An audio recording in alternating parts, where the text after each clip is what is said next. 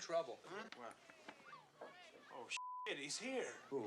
Ogilthorpe. Ogie Ogilthorpe? You don't know Ogilthorpe? Ogilthorpe?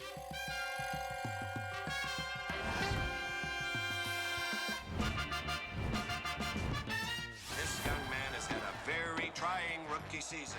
Ogilthorpe. Ogie Ogilthorpe!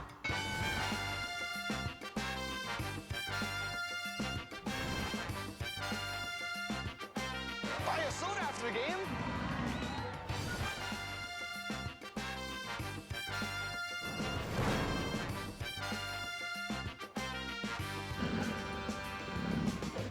My jersey's off, my hockey pants have fallen down from fighting so much. They were throwing batteries at us, so we ended up on the tarmac fighting. I snapped through the phone at the referee, so the cops come on the ice. Guilty, 15 days. Wham, another 15 days. So I ended up getting 75 days, and I get 9 months. I got 10 games for that. I had a pet duck named Patrick once. He was nice.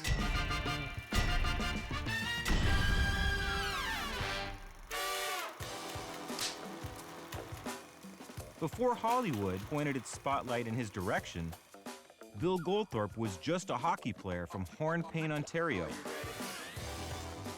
And while Goldie wasn't destined for greatness on the ice, few athletes in any sport were as menacing. He had a big shock of super curly blonde hair like Harpo Marx from the Marx Brothers movies. He had this scowl on his face. Right away, I figured this guy is going to be trouble. How many times were you arrested and jailed during your career? Wow. I'd say around 30 sometimes. Goldie, first of all, was a much more talented hockey player than people realized. Goldie could skate, he could stick handle, he could shoot, and he could score. He just preferred to beat the shit out of you. That's all. Goldie bounced around semi-pro leagues, building up a mystique. Like famous gunslingers of the Old West, he was wild, raw, and totally unpredictable. I was playing center on this line in Richmond. The linesman kept dropping the puck, and he wouldn't drop. I'd already throw me out of the face-off circle. So I take the stick, and I hit him on the hand. Well, so he goes, tells the referee, he gives me 10 minutes. So I'm sitting in the penalty box, and I snap. So I jumped over the ice to talk to the linesman, and the other linesman, the referee, jumped in. So I couldn't hit the linesman, and all there was this leg there. So I bit him in the thigh.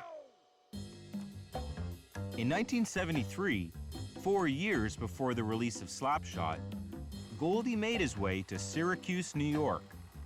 He patrolled the ice as an enforcer for the Blazers, tormenting everyone from his on-ice rivals to his own team's broadcaster, a young Bob Costas. My first impressions were that he and I were not going to be the tightest of friends. I've heard the anecdote about being on the bus with the newspaper. Yeah. Can you share that? Yeah, so I wake up, I see him reading the newspaper, so I grab his newspaper, like a punk, I grab his newspaper in his hand, rip it in half. I said, no, you can read it in 2 stories. And foolishly, I look up at him and I think, well, I got to do something. I can't let this pass. And I say, hey, don't be jealous, Goldie. I'll teach you to read. That might not have been my best move. He grabs me and he picks me up with one hand and slams me up against the window of the moving bus. And with the other hand, he reaches up and pulls down a hacksaw. And he takes the hacksaw and he puts it under my chin. And I remember actually saying to him, surely, Goldie, we can settle this amicably.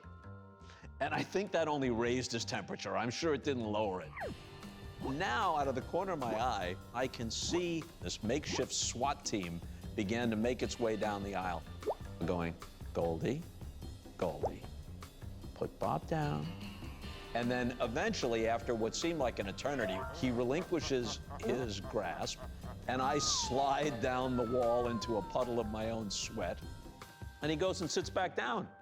So what could I do? I picked myself back up, and I went and sat back down. Anecdotes like that became legendary. And eventually, Goldie caught the attention of Paul Newman and his brother Art, who were casting their main goon for Slapshot. But Goldie being Goldie, it wasn't meant to be.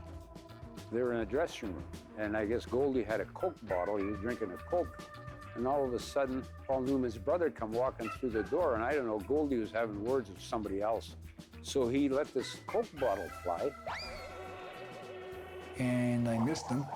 And when I missed him, Art Newman was coming through the door, opened the door, and the Coke bottle landed over top of his head. Smashed and had Coke all over him. That was it for me for the movie. I was out. They knew his reputation to start with, so they were a little scared that he might do something crazy. He would have been a natural to be included as a cast member, but I guess they tipped their cap to him through Ogie Ogilthorpe. I mean, Ogie Ogilthorpe is Bill Harpo Goldthorpe. No question about it. These days, Goldthorpe works on construction sites in Vancouver and hasn't looked back. Even though Slapshot's screenwriter Nancy Dowd wound up casting her own brother as the goon Goldie was born to play. What did you think of the job that Dowd did playing you? I didn't like it at all. Why? The way he skated. Who would skate like that on the ice? He just, the way he did it. Well, he doesn't even look tough in the movie. But he put me on the map, though, so.